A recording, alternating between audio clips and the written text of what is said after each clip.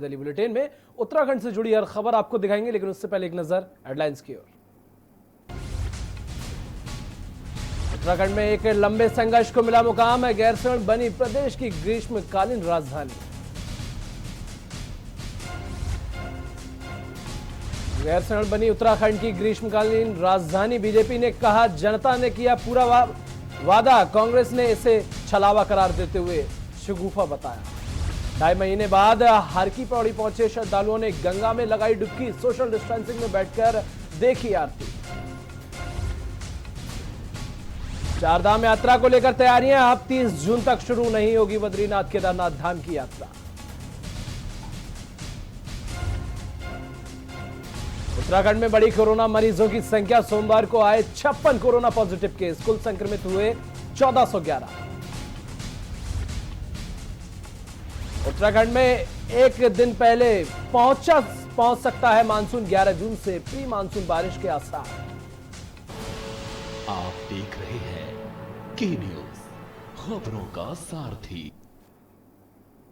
तो उत्तराखंड के इस खास बुलेटिन की शुरुआत करेंगे। उत्तराखंड के मुख्यमंत्री त्रिवेंद्र सिंह गैरसैंण को राज्य की समर कैपिटल घोषित कर दिया है। मार्च में गैरसैंण में ही आयोजित बजट सत्र के दूसरे दिन बजट भाषण के बाद मुख्यमंत्री त्रिवेंद्र सिंह रावत ने इसका ऐलान किया था। सोमवार को इसकी अधिसूचना जारी कर दी गई। बताते चलें कि उत्तराखंड राज्य बनने के बाद से ही यह मांग बुलंद हो रही थी कि पहाड़ी प्रदेश की राजधानी पहाड़ में ही हो। आंदोलनकारियों के साथ साथ कई संगठन और राजनीतिक दल भी समय समय पर गैरसैंण को प्रदेश की राजधानी बनाने की मांग उठाते रहे हैं। मुख्यमंत्री त्रिवेंद्र सिंह रावत ने गैरसैंण को समर कैपिटल बनाए जाने को राज्य आंदोलनकारियों और प्रदेश की माताओं बहनों को समर्पित किया।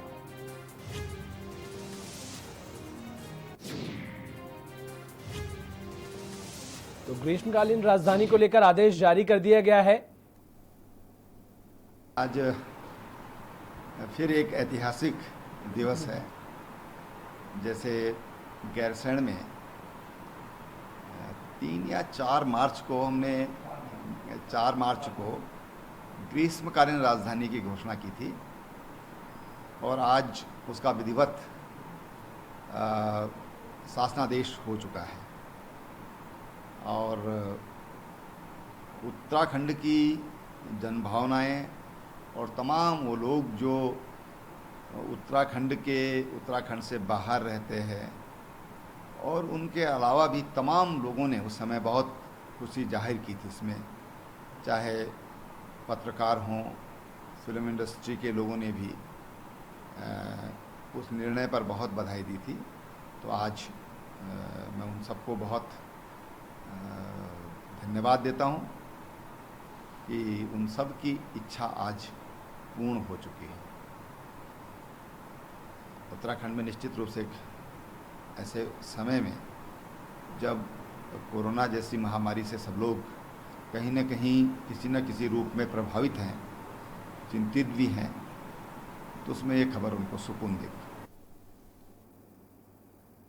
खबरों में आगे बढ़ेंगे और बात उत्तराखंड के भराड़ीसैंण की करेंगे, जहां भराड़ीसैंण को प्रदेश की ग्रीष्मकालीन राजधानी घोषित किए जाने की अधिसूचना जारी कर दी गई है, जिस पर मुख्यमंत्री त्रिवेंद्र सिंह रावत ने प्रसन्नता व्यक्त करते हुए कहा कि भराड़ीसैंण को आदर्श पर्वतीय राजधानी का रूप दिया जाएगा। आने वाले समय में भराड़ीसैंण सबसे सुंदर राजधानी के रूप में अपनी पहचान बनाएगी। साथ ही सीएम ने कहा कि भराड़ीसैंण को ग्रीष्मकालीन राजधानी बनाने के लिए 4 मार्च 2020 को घोषणा कर दी गई थी। साथ ही ये 1.25 करोड़ उत्तराखंड वासियों की भावनाओं का सम्मान है। अब अधिसूचना लागू करने से भराड़ीसैंण गैरसैंण आधिकारिक रूप से ग्रीष्मकालीन राजधानी हो गई है। वहीं मुख्यमंत्री ने कहा कि 2017 के विजन डॉक्यूमेंट में गैरसैंण को ग्रीष्मकालीन राजधानी बनाने की बात कही गई थी। क्षेत्र में बुनियादी ढांचे के विकास के लिए कार्ययोजना तैयार की जा रही है। इसमें प्लानर और विशेषज्ञों की राय भी ली जा रही है। लोगों ने भी उस निर्णय पर बहुत बधाई दी थी।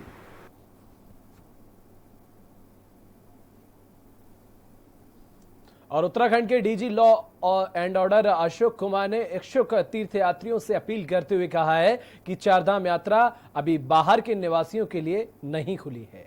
साथ ही और क्या कुछ कहा, आपको सुना देते हैं। बाहर के प्रदेशों से चारधाम यात्रा हेतु उत्तराखंड आने के इच्छुक तीर्थयात्रियों से ये अपील करता हूँ कि कृपया अपनी यात्रा अभी ना शुरू करें। अभी ये यात्रा नहीं खुली है। बद्रीनाथ, केदारनाथ, गंगोत्री, जमुनोत्री की यात्रा अभी बाहर के प्रदेश के निवासियों के लिए अभी नहीं खुली है। कृपया करके अगली राज्य सरकार की अगली गाइडलाइन का इंतजार करें।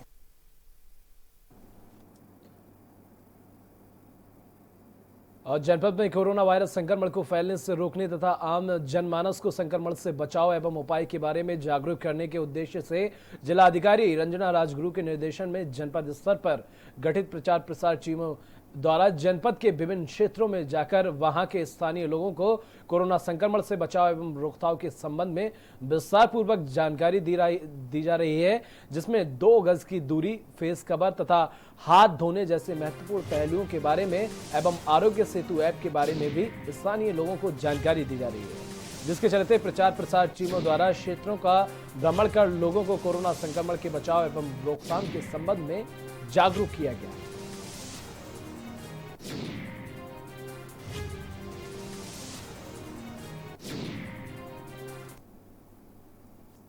और खबर हल्द्वानी से है, जहां स्वास्थ्य एवं परिवार कल्याण की सचिव प्रीति सुदान ने भारत के जिलों में बढ़ रहे कोरोना पॉजिटिव केसों पर चिंता व्यक्त करते हुए 38 जनपदों के जिलाधिकारी और नगर आयुक्त से वीडियो कॉन्फ्रेंसिंग के जरिए संवाद कर कोरोना संक्रमण रोकने के निर्देश दिए। बता दें कि इन 38 जनपदों में नैनीताल जनपद भी शामिल है। साथ ही उन्होंने कहा कि शहरों में घनी आबादी होती है और शहरी क्षेत्रों से लगे ग्रामीण क्षेत्रों में भी आबादी होती है, इसीलिए घर घर जाकर स्वास्थ्य परीक्षण करें। साथ ही इस दौरान सीडीओ विनीत कुमार, एमडी केएमबीएम रोहित कुमार मीणा, नगर आयुक्त सीएम मतोलिया समेत कई अधिकारी मौजूद रहे।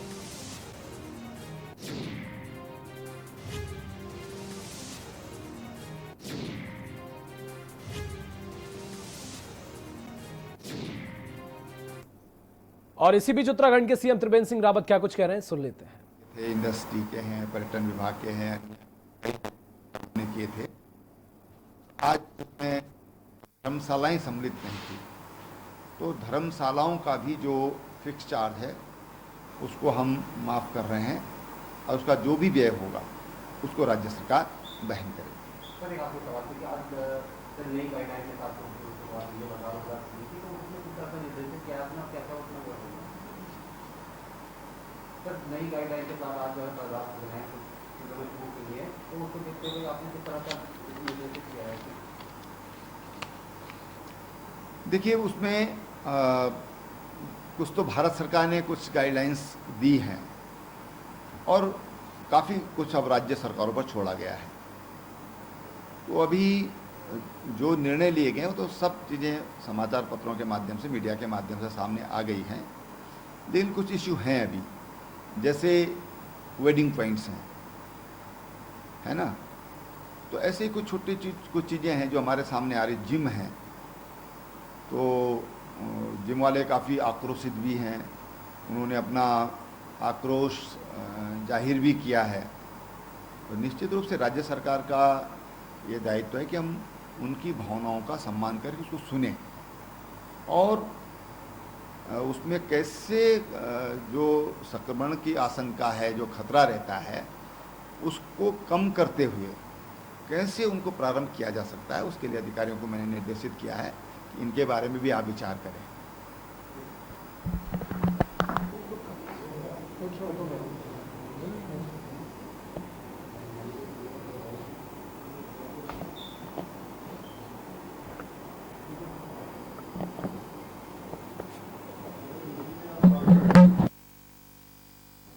तो उत्तराखंड के सीएम त्रिवेंद्र सिंह रावत को आप सुन रहे थे, जो साफ तौर पर उत्तराखंड में बढ़ रहे कोरोना वायरस को लेकर पत्रकार द्वारा पूछे गए गाइडलाइंस के सवालों का जवाब दे रहे थे। उन्होंने साफ कहा, जो अनलॉक के अकॉर्डिंग जो गाइडलाइंस जारी की गई हैं केंद्र सरकार की ओर से, उन्हीं के अकॉर्डिंग सारे काम किए जाएंगे। खबरों में आगे बढ़ते हैं।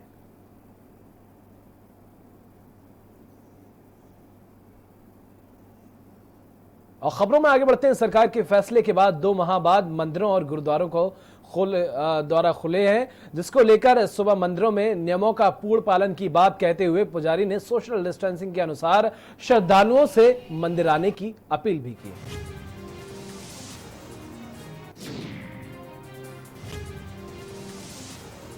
तो कोरोना काल में मंदिरों के द्वार कपाट खोल दिए गए हैं,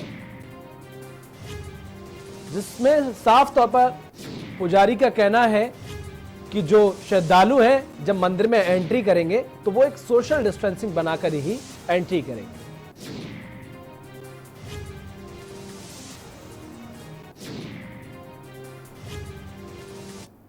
से जो कोरोना महामारी से जो हम लोग इस महामारी से जूझ रहे थे, और इसके बावजूद अब मंदिर के पट खुल गए हैं, और जिससे कि अब दर्शनार्थियों से हमारा अनुरोध है कि आप मंदिर में दर्शन करने के लिए आइएगा और सोशल डिस्टेंसिंग का पालन करते हुए और भगवान को दर्शन कर सकते हैं।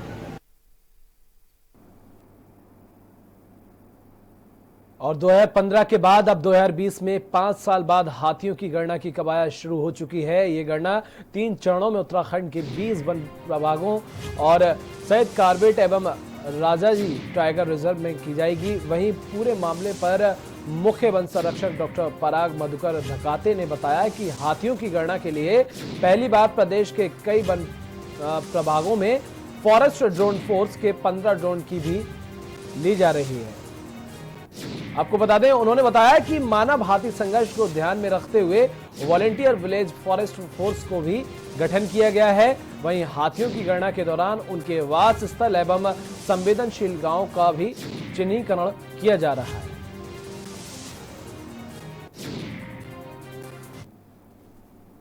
2015 के बाद 2020 में 5 साल बाद ये उत्तराखंड में हाथियों की गणना की जा रही है।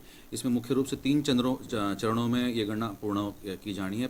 6, 7 और 8 जून को 2020 को ये गणना होनी है, और उत्तराखंड के 20 वन प्रभागों में और साथ ही में Corbett tiger reserve, Rajaji tiger reserve में ये गणना की जानी है। जो क्षेत्र है हमारे, ये मानव और हाथी के जो क्षेत्र है, इसमें दोनों ओवरलैपिंग क्षेत्र है। तो एक जो मानव वन्य जो संघर्ष की हमारा एक प्लान बन रहा है, उसके लिए जो है इस गणना की आवश्यकता भी है कि इनकी संख्या, इनके वास्तल, संवेदनशील क्षेत्र कौन से गांव है। एक विलेज फॉरेस्ट प्रोटेक्शन फोर्स भी हम लोगों ने बनाई है। तो एक एकीकृत योजना हम लोग बनाने जा रहे हैं। तो इसलिए इसकी संख्या, हाथियों की संख्या उत्तराखंड में कितनी है वर्तमान में, उसकी जानने की आवश्यकता है। तो उसको ही दृष्टिगत ये गणना की जा रही है। इसमें पहली बार हम लोग ड्रोन के माध्यम से हाथियों की गणना करने जा रहे हैं। और नैनीताल हाईकोर्ट ने हरिद्वार से 14 किलोमीटर आगे राजाजी नेशनल पार्क के भीतर कुनाऊ एवं में हो रहे भारी निर्माण कार्य के संबंध में दायर जनहित याचिका की सुनवाई करते हुए राज्य सरकार से 11 जून को ये बताने को कहा है कि यह भूमि किसकी है। अगर यह फॉरेस्ट की है तो यहाँ निर्माण कार्य करने की अनुमति किसने दी। आज सुनवाई के दौरान सरकार की तरफ से कोर्ट को बताया गया कि यह भूमि फॉरेस्ट की नहीं है। मामले की सुनवाई मुख्य न्यायाधीश रमेश रंगनाथन एवं न्यायमूर्ति आरसी खुलबे की खंडपीठ में हुई।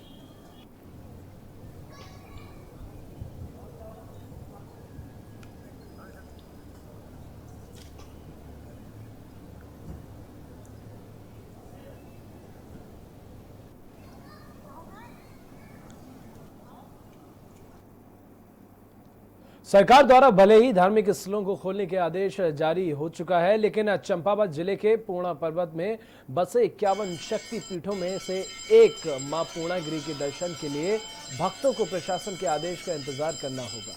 पूर्णागिरि समिति के अध्यक्ष का कहना है कि शासन ने आदेश दिए हैं, लेकिन अभी जिला स्तर से मंदिर श्रद्धालुओं की खोलने के लिए कोई निर्देश जारी नहीं हुए हैं। वहीं टनकपुर एसडीएम का कहना है कि मिली गाइडलाइंस के साथ ही पूर्णागिरि समिति से बात की जा रही है, उसके बाद ही निर्णय लिया जाएगा।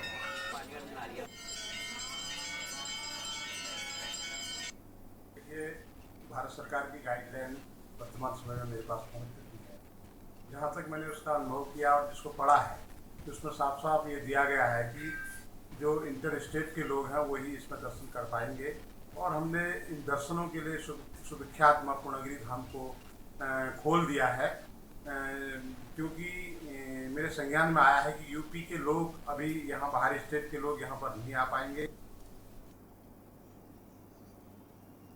चंपावत जिले के तहसील टनकपुर में अवैध खनन के खिलाफ राजस्व विभाग ने बड़ी कार्रवाई की है। कार्रवाई करते हुए खनन माफिया पर लाखों की राजस्व वसूली का जारी किया है। नोटिस मामले में टनकपुर उप जिलाधिकारी दयानंद सरस्वती ने बताया कि चलथी नदी के पास चोका में अवैध खनन की सूचना पर खनन विभाग की टीम सहित राजस्व की संयुक्त कर्मियों ने मौके पर 5 डंपर और एक पोकलैंड मशीन को सीज कर खनन सामग्री की पैमाइश कर अवैध खनन करने वालों के खिलाफ कार्रवाई की है।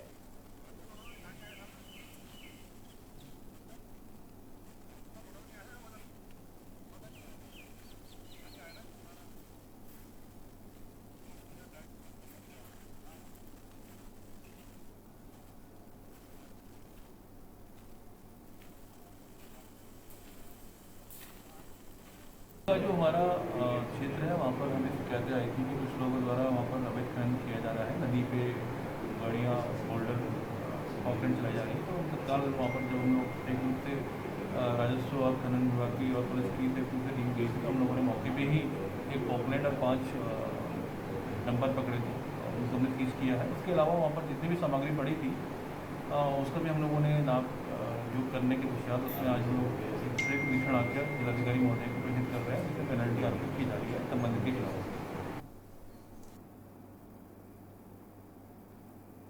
और वक्त एक छोटे से ब्रेक का बहुत जल्द हाजिर होंगे। देखते रहिए के न्यूज़।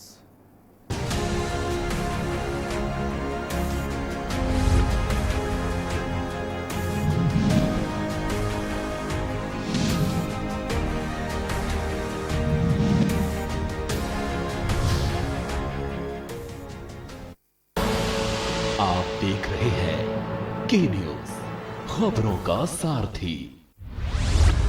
केबल ऑपरेटर्स जो पहुंचाते हैं आप तक हमारी हर बात, सजगता और समझदारी जिनकी है पहचान, जो है कोरोना योद्धा, जो है जिम्मेदार। इन कोरोना योद्धाओं को के न्यूज का सलाम। आप हैं तो हम हैं, आपके बिना हम कुछ नहीं। देश भर के केबल ऑपरेटर्स कोरोना योद्धाओं का के न्यूज की तरफ से हार्दिक अभिनंदन।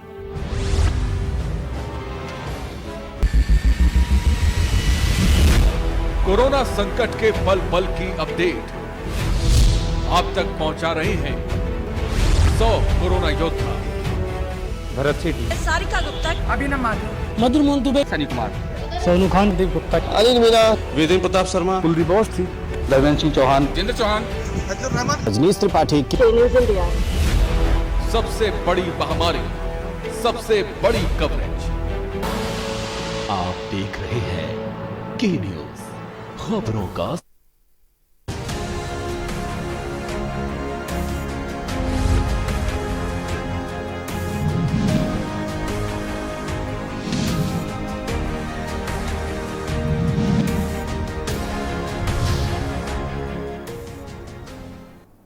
ब्रेक के बाद एक बार फिर आप सभी का स्वागत है। खबरों में आगे बढ़ेंगे। सड़क हादसों को लेकर ऊधम सिंह नगर जिले पुलिस के लिए कोरोना संक्रमण काल में राहत भरी खबर है। जिले में 70 दिनों में ना के बराबर सड़क हादसे हुए हैं। 23 मार्च 2019 से 30 मई यानी 70 दिनों में जिले में जहां 73 सड़क हादसों में 50 लोगों ने अपनी जान गंवाई थी, वहीं 23 मार्च 2020 से 31 मई 2020 तक जिले में 21 सड़क हादसे हुए हैं, जिसमें 15 लोगों की मौत हुई है और 14 लोग घायल हुए हैं। ये रिपोर्ट देखिए।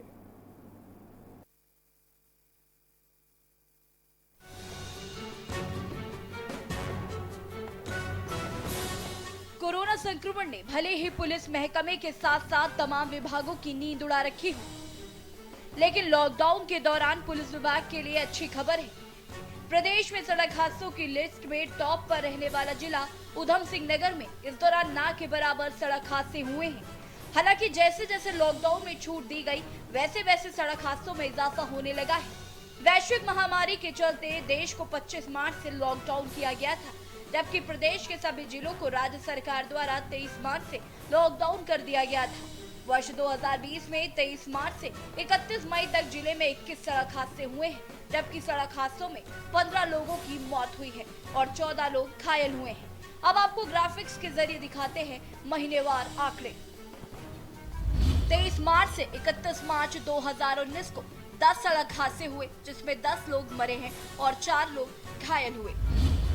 23 मार्च से 31 मार्च 2020 में 3 सड़क हादसे हुए, 2 लोगों की मौत की खबर और 2 लोग घायल हुए हैं। 1 अप्रैल से 30 अप्रैल तक 2019 32 सड़क हादसे, 19 लोगों की मरने की खबर और 28 लोग घायल हुए। 1 अप्रैल से 30 अप्रैल 2020 में 2 सड़क हादसे, मरने की संख्या 0 और घायल होने वालों की संख्या 2। 1 मई से 31 मई 2019 में 31 सड़क हादसे, 21 लोगों की मौत, 22 लोग घायल हुए। के दौरान पहले तो कंप्लीट बैन था, केवल एसेंशियल कमोडिटीज ही चल रहे थे वाहन, और उसके बाद भी काफ़ी जो है सीमित रूप से ही वाहन चल रहे हैं।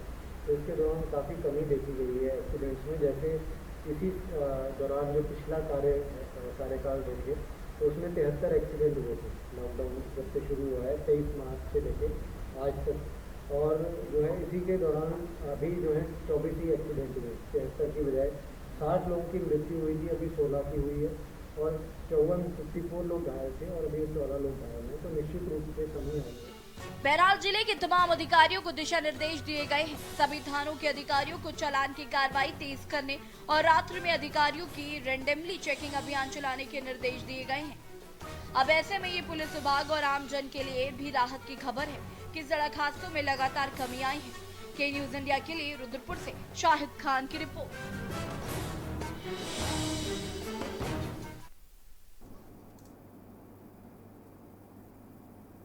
और नैनीताल हाईकोर्ट ने पिथौरागढ़ जिले के ग्राम पपदेव में नगर पालिका द्वारा 14 नाली में आवारा पशुओं के लिए बनाई जा रही गौशाला निर्माण के विरोध में दायर जनहित याचिका पर सुनवाई करते हुए कोर्ट ने दोनों पक्षों को सुनने के बाद नगर पालिका पिथौरागढ़ से 3 सप्ताह में जवाब दाखिल करने को कहा है। साथ ही कोर्ट अग्रिम आदेशों तक गौशाला के निर्माण पर रोक लगा दी है। मामले 3 सप्ताह के बाद की तारीख तय की गई है। आपको बता दें कि पिथौरागढ़ निवासी सुनीता देवी और कमला वर्मा ने हाई कोर्ट में जनहित याचिका दायर की थी। ग्राम पपदेव तहसील व जिला पिथौरागढ़ के अंतर्गत नगर पालिका पिथौरागढ़ द्वारा एक गौशाला का निर्माण किया जा रहा है। एक ग्राम प्रधान पपदेव और एक अन्य महिला द्वारा ये जनहित याचिका प्रस्तुत की गई है कि नगर पालिका क्षेत्र के बाहर एक राजस्व क्षेत्र में नगर पालिका पिथौरागढ़ द्वारा गौशाला का निर्माण किया जा रहा है। इसमें इनके तर्क ये भी हैं कि इससे उनके जो पशुओं के चारागाह हैं उनको क्षति पहुंचेगी। माननीय उच्च न्यायालय की खंडपीठ द्वारा अग्रिम इस गौशाला के निर्माण पर रोक लगा दी गई। उत्तराखंड चारधाम के कपाट खुले करीब 1 महीने का समय हो गया है, लेकिन अभी तक चारधाम यात्रा शुरू नहीं हो पाई है, जिसकी मुख्य वजह वैश्विक महामारी कोरोना वायरस के चलते लागू लॉकडाउन है।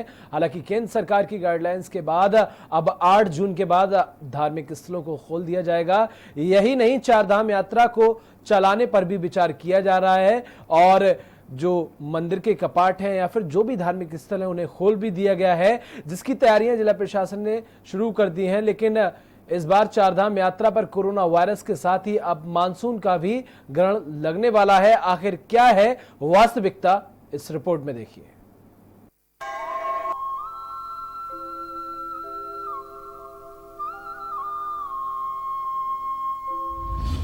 चारधाम की यात्रा शुरू होने पर संशय बरकरार। कोरोना के साथ लग सकता है मानसून का ग्रहण। चारधाम यात्रा की तैयारियों में जुटा प्रशासन। चारधाम यात्रा को लेकर राज्य सरकार कर रही है तैयारी।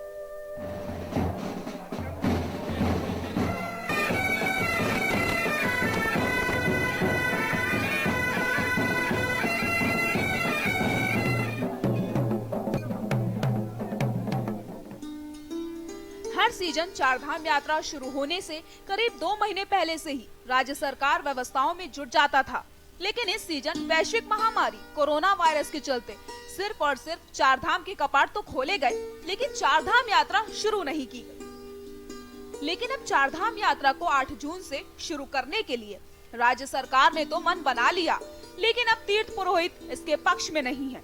ऐसे में अब इस सीजन चारधाम की यात्रा पर संकट के कई बादल मंडराते नजर आ रहे हैं। चारधाम यात्रा का बीत रहा है पीक समय। उत्तराखंड चारधाम के कपाट खुलने के बाद चारधाम की यात्रा पर आने वाले श्रद्धालुओं का तांता लगा रहता है।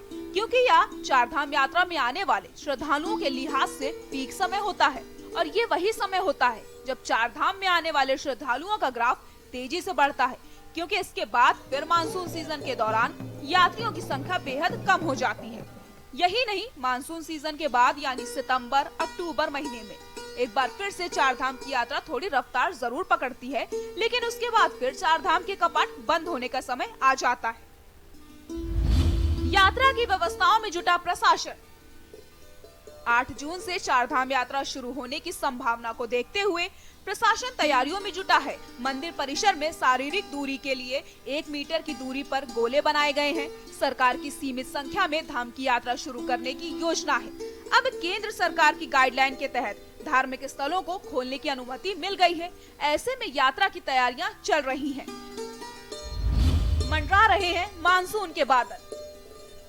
आपको बता दें, इन दिनों में चारधाम के कपाट खुलने के साथ ही चारधाम की यात्रा शुरू हो जाती थी, लेकिन इस सीजन वैश्विक महामारी कोरोना वायरस के चलते चारधाम की यात्रा शुरू नहीं हो पाई। ऐसे में 8 जून के बाद सभी धार्मिक स्थलों को खोला जाना है, लिहाजा राज्य सरकार चारधाम यात्रा को चलाने पर विचार कर रही है। तीर्थ पुरोहितों से होगी वार्ता। वहीं कैबिनेट मंत्री सुबोध उनियाल ने बताया कि जब जो तीर्थ पुरोहित अगर वो मेंटली प्रिपेयर नहीं है और उनको लगता है कि अभी इस समय इसको किया जाना समझता हूँ उचित नहीं होगा, तो उसी हिसाब से सरकार से वार्ता के बाद अंतिम निर्णय लिया जाएगा। अब तो हर वर्षीय बरसात भी आती है और इस समय तो आपने देखा कि ये एक ग्लोबल क्राइसिस है, पूरी दुनिया इससे प्रभावित है। तो ऐसी स्थिति में 4-5 महीने से आप देख रहे हैं कंप्लीट लॉकडाउन है, सारे स्कूल्स बंद हैं, कॉलेजेस बंद हैं, मंदिर मस्जिद बंद हैं। ऐसी स्थिति में ये आपात स्थिति में किसी भी निर्णय को लेने के पीछे बहुत गंभीरता है। वहीं डिमरी पुजारी समुदाय के अध्यक्ष आशुतोष डिमरी ने बताया कि हम कोरोना से लड़ रहे हैं और चारधाम आपदा वाली बात है कि लैंडस्लाइड हो तो बिल्कुल ना के बराबर है। जब रेनी सीजन रहता था तो 2 महीने तो ना के बराबर बहुत लिमिटेड यात्री पिछले सालों तक जाते थे और उसके बाद यात्रियों का जो सिलसिला फिर तेजी से बढ़ता था, वो सितंबर के बाद बढ़ता था। लेकिन निश्चित तौर पे इस साल दिक्कतें हैं और ना के बराबर लास्ट में भी यात्री चारधाम, उत्तराखंड के जो चारधाम है वहाँ जा पाएंगे, ऐसा प्रतीत हो रहा है। ऐसे में अब उत्तराखंड की चारधाम यात्रा पर कोरोना वायरस के साथ साथ मानसून का ग्रहण ना लग जाए, इसके लिए राज्य सरकार क्या रणनीतियां अपनाती है और तीर्थ पुरोहितों को अपने पक्ष में करके कब तक उत्तराखंड की चारधाम यात्रा शुरू हो पाएगी, ये एक बड़ा सवाल है। देहरादून से के न्यूज के लिए राजेश वर्मा की रिपोर्ट। और फिलहाल के लिए बुलेटिन में बस इतना ही। हर बड़ी जरूरी खबर के लिए देखते रहिए के न्यूज इंडिया।